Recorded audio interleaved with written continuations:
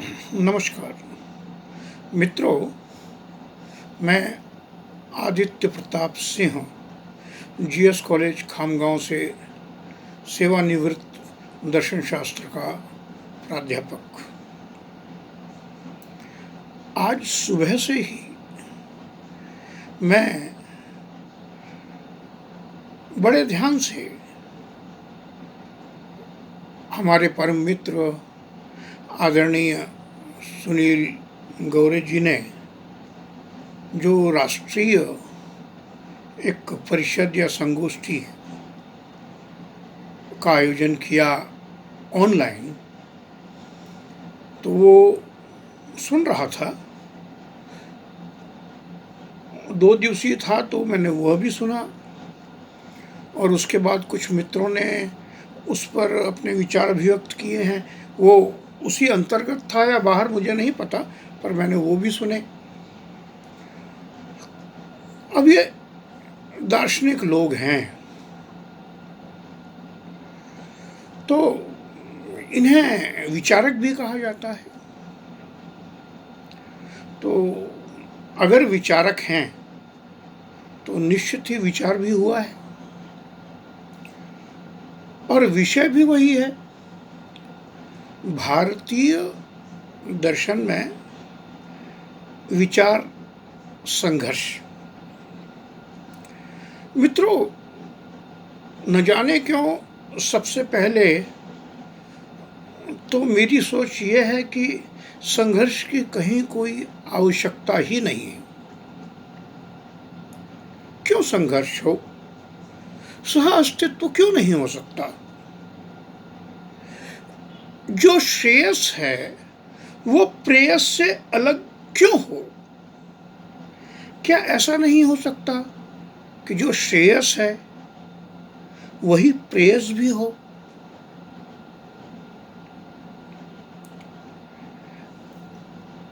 अब हम दार्शनिक प्रक्रिया पर थोड़ी चर्चा करेंगे। मैं विचारक और दार्शनिक में कुछ फर्क करता हूं। हर विचारक दार्शनिक नहीं होता, ये मेरी सोच है, अपने आप में गलत हो सकती है। तो सभी मित्रों ने अपने अपने ढंग से अपने अपने विचार अभिव्यक्त किए हैं। अब सबसे पहली बात तो ये है कि हमें थोड़ा यह भी सोचना चाहिए कि हम विचारों के माध्यम से अभिव्यक्त ज़्यादा करते हैं या छुपाते ज़्यादा हैं। विचार जहाँ होगा वहाँ निश्चित रूप से कोई ना कोई वाद निर्मित होगा। जब वाद होगा, इज़म होगा, तो निश्चित ही विवाद भी होगा, क्योंकि दूसरे भी वाद होंगे और 2 वादों के बीच विवाद होगा। और इस वाद विवाद से कुछ शुभ, कुछ हितकारी इसमें से निकले, ये आवश्यक तो नहीं। मैं आपसे ये जो बात कर रहा हूं, आप सोचेंगे मैं भी अपने विचार आपके सामने रख रहा हूं। जी नहीं, मैं आपसे अपनी बात कह रहा हूं। अब ये मजबूरी है कि बात कहने के लिए जो सहज समझ में आती है और सार्वत्रिक रूप से समझ में आती है, वो भाषा के माध्यम से, विचार के माध्यम से ही समझ में आती है। अब यह प्रगति है या अवनति है, ये तो मैं नहीं कहूँगा।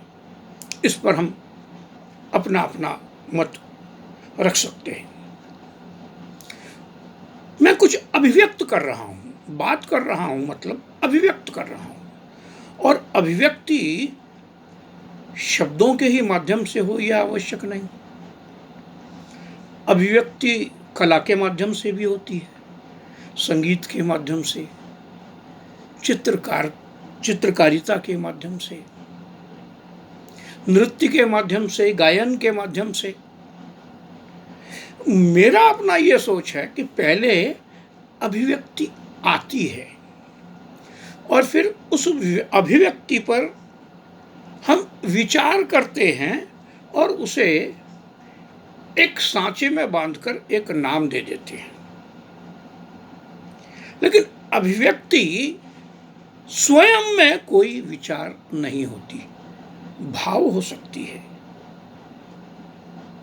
अब देखिए, एक माता अपने बच्चे को दुलार रही है, कुछ कह तो नहीं रही, कोई विचार तो अभिव्यक्त नहीं कर रही, लेकिन बड़ी प्यारी अभिव्यक्ति आ रही है। ऐसा हमारे अनेक कृत्यों में दिखाई देगा। इसी तरह आप प्रकृति के सानिध्य में जाएं, पशु पक्षियों के सानिध्य में जाएं, एकांत में सहाय सहाय चलती हवा कुछ अभिव्यक्त करती है, कुछ आनंद देती है, कहीं आपको गहरे ले जाती है। नदी का कल कल बहता पानी, उसकी वह ध्वनि, समुद्र में उठती लहरें, उनकी वो आवाज, ये सब अभिव्यक्तियां हैं। जो भी है वो अपने आप को किसी न किसी ढंग से अभिव्यक्त करता है और उस अभिव्यक्ति में ही उसका मूल तत्व छिपा है। तो अभिव्यक्त करना ये एक तरह से व्यक्ति का, वस्तु का, सबका स्वभाव है। अब प्रश्न ये उठता है कि जब हम इन अभिव्यक्तियों को विचारों में बांधते हैं तो वाद निर्मित होते हैं, और जिसकी जितनी क्षमता है अभिव्यक्ति को विचार में बांधने की या अभिव्यक्ति को कला में बांधने की, वो उतना बांधता है। वो उसकी स्थिति है, उस स्थिति से वो आगे नहीं बढ़ सकता ऐसा भी नहीं है, या प्रगति नहीं कर सकता ऐसा भी नहीं है। वो जो आगे बढ़ना है, प्रगत होना है, वही तो चैतन्यता की, जागृति की स्थितियां हैं। वही तो पाना है, वही तो पहुंचना है जहां कोई मूर्छा ही न हो। मैं ये नहीं कह रहा नींद न हो, मूर्छा न हो। गीता में भी कहा है कि ज्ञानी तब भी जागते हैं जब सब सोते हैं। उसका अर्थ क्या है? उसका अर्थ यही है कि जागृत रहना, सजग रहना। तो ये चीज होगी, प्रत्येक की होगी। अब होता यह है कि चार्वाक को अगर सिर्फ प्रत्यक्ष प्रमाण तक ही दिख रहा है, वहीं तक उसकी पहुंच है, और शंकर को ब्रह्म दिख रहा है, ब्रह्म में उसकी पहुंच है। तो कौन किस सीढ़ी पर खड़ा है? पहले पायदान पर हैं आप, चौथे पर हैं, आखिरी पर हैं, ये इन सब चीजों के फर्क हैं।